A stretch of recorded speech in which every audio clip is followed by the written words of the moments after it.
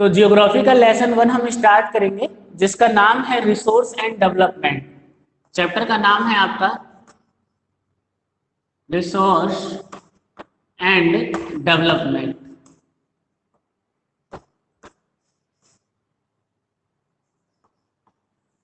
Chapter का नाम क्या है? Resource and development. इसमें सबसे पहला क्वेश्चन आपसे यही पूछा जा सकता है कि what do you know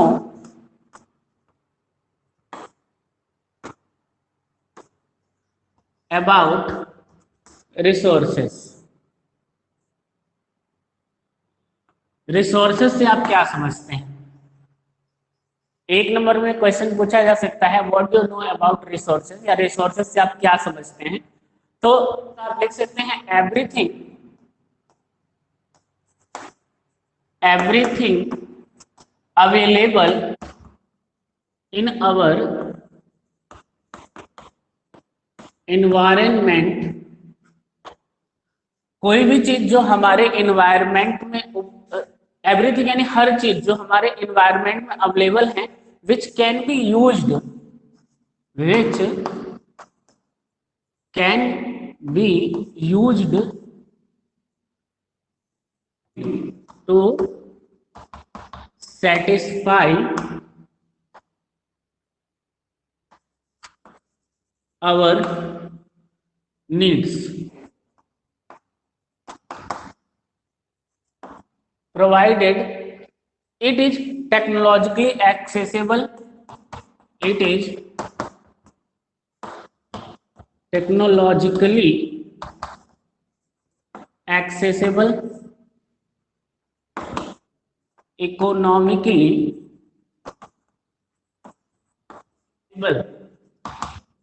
and culturally acceptable।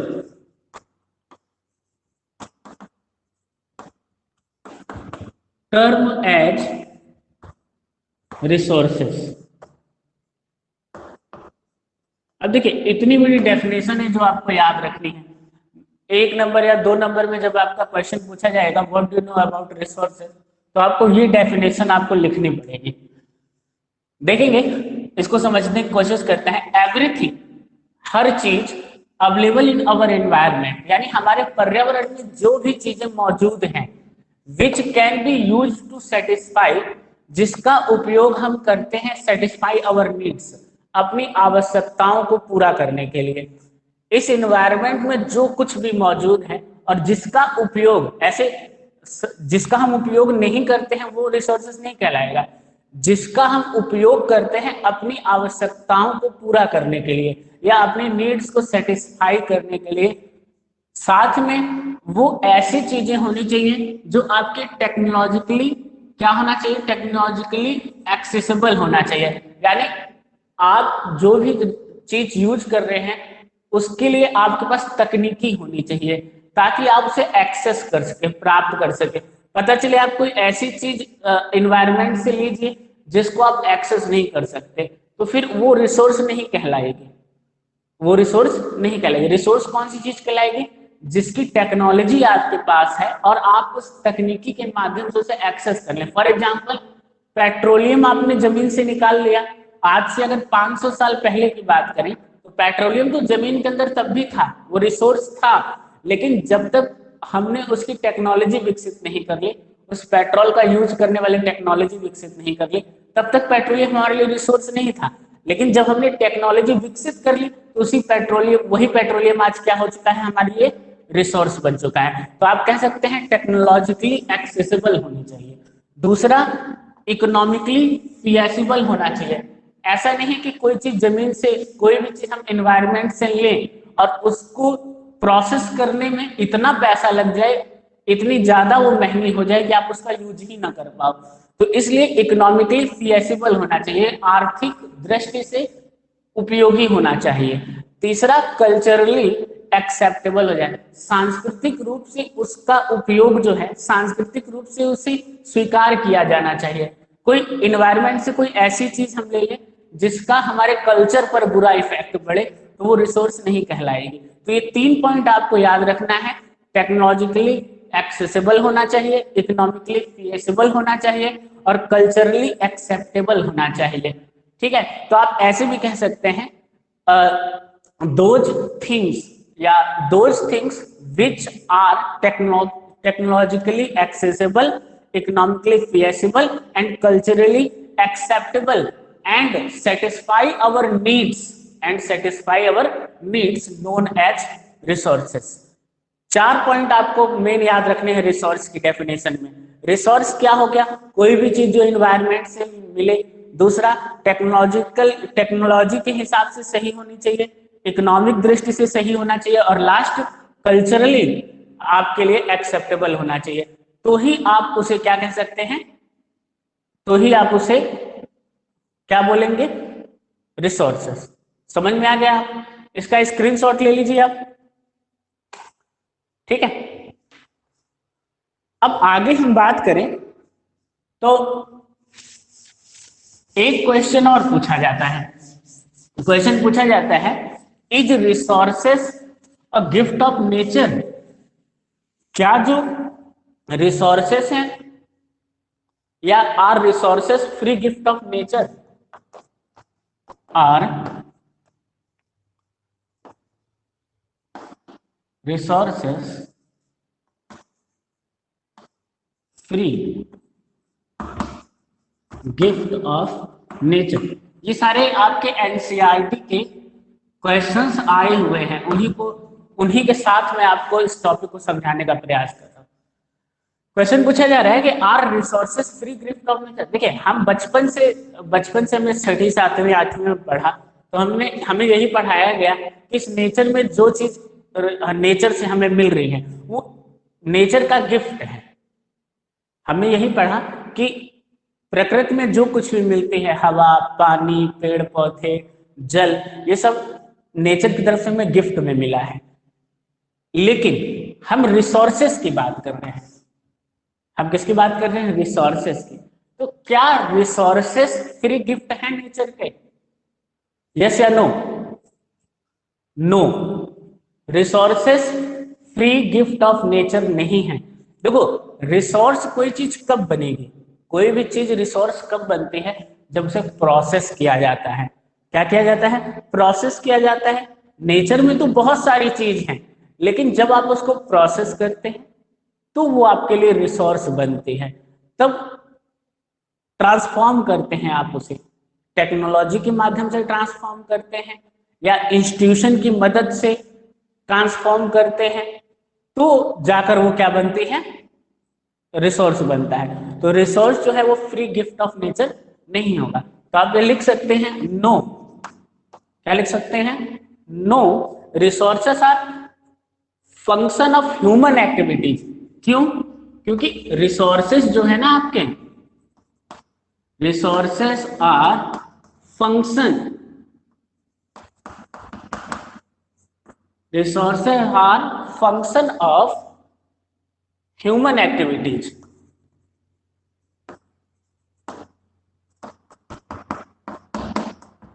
Human जो है वो ट्रांसफॉर्म करता है, human transform materials available in our environment into resources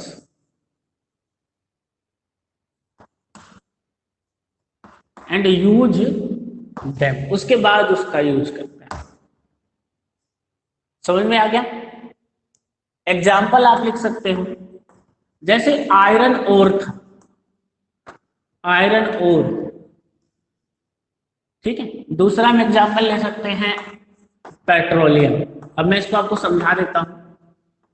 question कहा जा रहा है कि क्या resources free gift of nature हैं?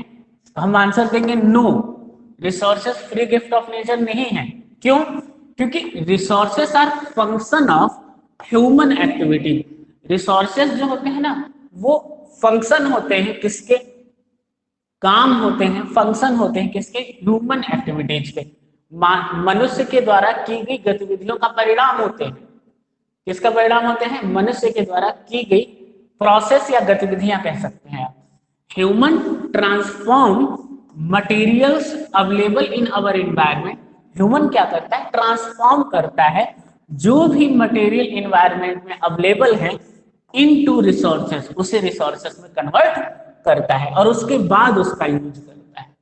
इसलिए आप ये नहीं कह सकते कि रिसोर्सेस जो फ्री गिफ्ट ऑफ नेचर है, आप इसको नहीं कह सकते। कोयला जमीन के अंदर पड़ा है, एग्जाम्पल के लिए कोयला जो जमीन के नीचे पड़ा है, अगर मनुष्य उसे ट्रांसफॉर्म नहीं करेगा, उसकी खुदाई नहीं करेगा, उसे बाहर नहीं निकालेगा, तो क्या वो रिसोर्स रहेगा? नहीं, वो पत्थर का टुकड़ा है जो जमीन के नीचे दबा हुआ है, पत्थर का टुकड़ा ही पड़ा रहेगा, वो रिसोर्स नहीं कहलाएगा। जब हम उसको निकालते हैं, उसको प्रोसेस करते हैं, फिर उसका यूज लेते हैं, तब वो रिसोर्स कहलाता है। जैसे एग्जाम्पल के लिए मैंने लिखा आयरन ओर, लौह अयस्क, जिससे हमें लोहा प्राप्त होता है। लौह अयस्क, आयरन ओर जमीन के अंदर पड़ा है तो वो कोई काम का नहीं है, वो मिनरल्स है। क्या है? मिनरल्स है, ऐसे ही पड़ा रहेगा। जब आप उसको आप उसे एक्जिवेट करोगे, एक्जिवेट करने का बाहर निकालोगे, फिर उसे आप रिफाइन करोगे, रिफाइन की प्रोसेस के बाद जब आयरन ओर है वो किसमें कन्वर्ट हो जाएगा? आयरन मेटल में। किसमें कन्वर्ट हो जाएगा? आयरन में। जब हम उसे प्रोसेस करेंगे तभी तो मेटल में कन्वर्ट होगा, तब कहीं जाकर ये रिसोर्स बनेगा। आगे बात समझ में? आयरन और रिसोर्स नहीं था, जब वो बाहर निकला, उसे प्रोसेस किया, तब वो मेटल हुआ। इसी तरह जो पेट्रोलियम है, जमीन के नीचे पड़ा हुआ है तो वो आपका रिसोर्स नहीं है, वो तो पहले से भी पड़ा था, आज से लाखों साल पहले से पड़ा हुआ था। लेकिन हमने उसके लिए टेक्नोलॉजी डेवलप की, टेक्नोलॉजी डेवलप करने के बाद हम उसकी अब खुदाई करते हैं, खुदाई करने के बाद उस पेट्रोलियम को निकालते हैं, फिर उसको रिफाइन करते हैं, रिफाइन करने में हमें पेट्रोल मिलता है, डीजल मिलता है, और भी बहुत सारी चीजें आपको उससे मिलती हैं, तब वो हमारे लिए रिसोर्स बना है। बात समझ में आ गई? Resources are not a gift of, not a free gift of nature. Understand? अब मैं बात करूं अगर रिसोर्सेस की, तो रिसोर्सेस कितने प्रकार के हैं आपके? रिसोर्सेस की अगर हम बात करें तो ब्रॉडली से 2 कैटेगरी में डिवाइड किया जाता है। कितनी कैटेगरी में? 2 कैटेगरी में। पहली कैटेगरी आप लिख सकते हो नेचुरल रिसोर्सेस। क्या लिख सकते हो? Natural resources. ठीक है। दूसरी कैटेगरी में आप लिख सकते हो डायरेक्ट ह्यूमन, मनुष्य खुद, ह्यूमन रिसोर्सेस, ह्यूमन रिसोर्सेस।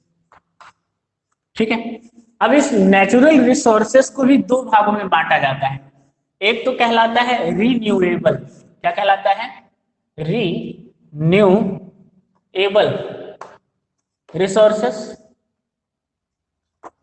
और दूसरा क्या कहलाता है? Non renewable, non renewable. ठीक है। रिन्यूएबल रिसोर्सेस और नॉन रिन्यूएबल रिसोर्सेस। ठीक है।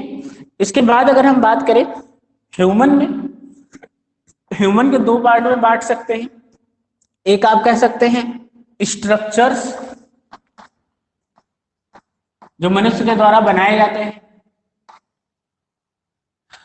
स्ट्रक्चर्स कह सकते हैं, या आप इसे इंस्टीट्यूशन भी कह सकते हैं, इंस्टीट्यूशंस भी कह सकते हैं। ठीक है। और दूसरा पार्ट आप इसकी बात करें तो आप क्वांटिटी और एंड क्वालिटी, इसको आप रख सकते हैं। अब इस रिन्यूएबल रिसोर्सेस जो हैं आपके, रिन्यूएबल रिसोर्सेस, इस रिन्यूएबल रिसोर्सेस को भी आप 2 पार्ट में बांट सकते हो। एक तो आपका पार्ट हो जाएगा कॉन्टिन्यूअस, कॉन्टिन्यूअस। ठीक है, कॉन्टिन्यूअस कह सकते हो।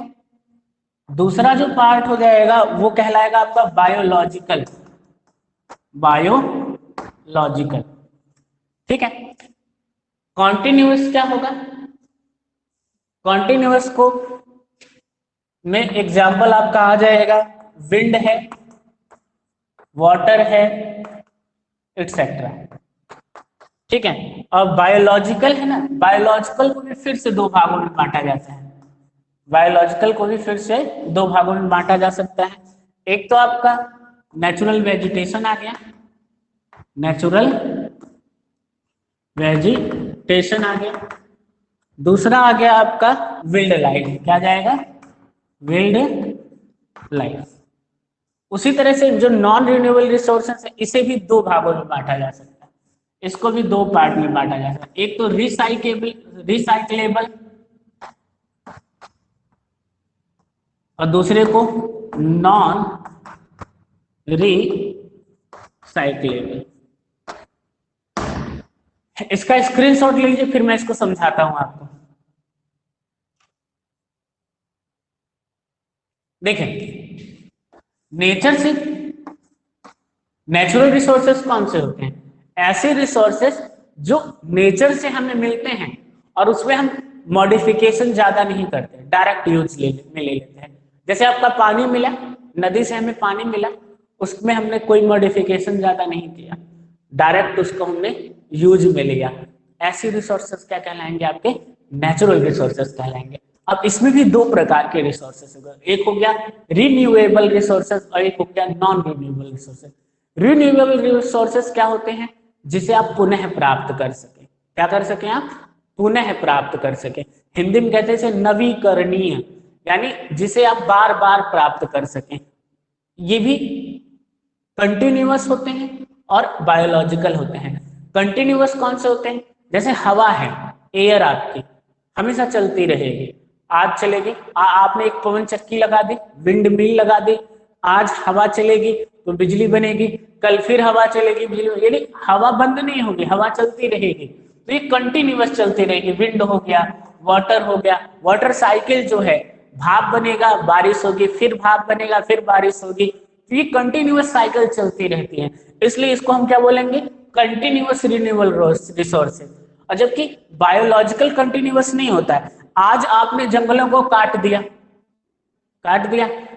फॉरेस्ट जो है वो हमारे लिए बायोलॉजिकल, वो हमारे लिए रिसोर्स है ना, लेकिन वो रिन्यूएबल है, आप दोबारा से नए फॉरेस्ट आप उगा सकते हो, यानी उसे आप दोबारा प्राप्त कर सकते हो। तो बायोलॉजिकल में क्या आ जाएगा, नेचुरल वेजिटेशन और विल्ड लाइफ को भी प्राप्त किया जा सकता है, उनके हम देख रेख करें, उनका कंजर्वेशन करें, तो हम फिर से नई प्रजातियों को डेवलप कर सकते हैं। इसलिए रिन्यूएबल रिसोर्सेज में दो प्रकार के होते हैं, कंटिन्यूअस जो लगातार आपको प्राप्त होते हैं, बायोलॉजिकल जो लगातार नहीं प्राप्त होते हैं लेकिन आप रिन्यूएबल कर सकते हो, यानी वापस ला सकते हो, जैसे कि नेचुरल वेजिटेशन हो गया और विल्ड लाइफ हो गया। दूसरे नंबर पे नेचुरल रिसोर्सेज में आते हैं ऐसे रिसोर्सेज जिन्हें हम नॉन रिन्यूएबल रिसोर्सेज कहते हैं। नॉन रिन्यूएबल रिसोर्सेज को हम कहेंगे अनवीकरणीय स्रोत, अनवीकरणीय जिसे पुनः प्राप्त नहीं किया जा सकता है, एक बार ये समाप्त हो गए तो फिर नहीं मिलेंगे। अब जैसे मान लीजिए पेट्रोल है, डीजल है, मेटल है, जो आप मेटल जमीन से निकालते हो, लोहा है, तांबा है, चांदी है, सोना है, ये एक बार आपने यूज करके कंज्यूम कर दिया, खत्म कर दिया, तो पृथ्वी दोबारा तो बनने वाली नहीं है, क्योंकि जब अर्थ बनी थी उसी समय अर्थ की डेवलपमेंट के टाइम पे ही ये रिसोर्सेस आपके जमीन के अंदर अवेलेबल हुए थे। तो इस नॉन रिन्यूएबल रिसोर्सेस के दो प्रकार हो गए, रिसाइक्लेबल यानी जिसे आप रिसाइकिल कर सकते हैं। फॉर एग्जाम्पल मेटल है, आपने मेटल की कोई चीज बनवाई, उसे यूज किया और फिर आपने उसे क्या किया, बेच दिया कबाड़ी वाले को, वो गया फिर से रिसाइकिल होकर कोई नया प्रोडक्ट बन के आ गया। तो ऐसी चीजें जो नॉन रिन्यूएबल तो हैं लेकिन उसे आप बार बार पुनः यूज में ले सकते हो, तो वो रिसाइक्लेबल नॉन रिन्यूएबल हो जाएंगे। और ऐसी चीजें जो नॉन रिसाइक्लेबल होती हैं, फॉर एग्जांपल आपका फॉसिल फ्यूल्स यानी जैसे कोयला हो गया, ठीक है, पेट्रोल हो गया। अब इन सब का डेवलपमेंट कब हुआ, आज से लाखों साल पहले। जैसे आपने देखा था कार्बोनिफेरस इरा में जो कोयला है वो जमीन के नीचे, पेड़ पौधे जो है वो दब गए, एनिमल्स जो है दब गए, तो हाई प्रेशर और due to high pressure and temperature वो कन्वर्ट हो गए, जो पेड़ पौधे थे वो कोयले में कन्वर्ट हो गए, और जो एनिमल्स थे वो किस में कन्वर्ट हो गए, पेट्रोलियम में। तो ये नॉन रिसाइक्लेबल है। अब आप चाहे कि पेट्रोल फिर से आप जमीन में बना लेंगे तो पॉसिबल नहीं है, लाखों साल की प्रोसेस लगेगी। तो इसलिए नॉन रिन्यूएबल रिसोर्सेज में इसको रखा गया है और साथ में नॉन रिसाइक्लेबल रखा गया है। ठीक है, ये समझ में आ गया। अब हम बात करते हैं ह्यूमन रिसोर्स की। ह्यूमन रिसोर्स में दो प्रकार के ह्यूमन रिसोर्स होते हैं। ह्यूमन इंडिविजुअली अगर वर्क करता है तो भी वो रिसोर्स कहलाता है, या उसके द्वारा कोई स्ट्रक्चर बनाया जाता है या इंस्टीट्यूशन बनाया जाता है। फॉर एग्जाम्पल, काम करने के लिए, किसी वर्क को प्रोसेस करने के लिए हमने कंपनी बनाई। कंपनी क्या है, इंस्टीट्यूशन। फॉर एग्जाम्पल, आप ह्यूमन रिसोर्स तैयार किए जा रहे हैं, आप खुद। स्कूल बनाया गया, स्कूल की बिल्डिंग बनाई गई, स्ट्रक्चर बनाया गया और या इंस्टीट्यूशन बनाया गया, उसके बाद ह्यूमन एक रिसोर्स की तरह कार्य कर रहा है। अब जैसे मैं ह्यूमन हूं, आपको पढ़ा रहा हूं, तो मैं क्या कर रहा हूं, एक रिसोर्स की तरह वर्क कर रहा हूं। किसकी तरह वर्क कर रहा हूं, रिसोर्स। घर पे पड़ा रहता है कोरोना के कारण तो रिसोर्स नहीं होता मैं। अभी आपको मैं पढ़ा रहा हूं तो बिल्डिंग तो है ही है रिसोर्स। अब फिलहाल इंस्टीट्यूशन में मैं पढ़ा रहा हूं तो मैं भी एक ह्यूमन रिसोर्स की तरह काम कर रहा हूं। इसके अलावा क्वांटिटी एंड क्वालिटी ये भी डिपेंड करती हैं, कितना पढ़ाया और कितनी गुणवत्ता है। यानी कोई भी कार्य हो रहा है, जो ह्यूमन रिसोर्स तैयार हो रहा है, उसकी क्वांटिटी कितनी है और क्वालिटी कितनी है, वो भी ह्यूमन रिसोर्सेस में ही आता है। ये आप जब बड़ी क्लास में जाएंगे तब समझेंगे, अभी इसकी जरूरत नहीं है। जब 11th क्लास में आप जाएंगे तब इसके बारे में समझेंगे। अभी इस चैप्टर में आपको इन्हीं के बारे में समझना है। ठीक है, समझ में आ गया।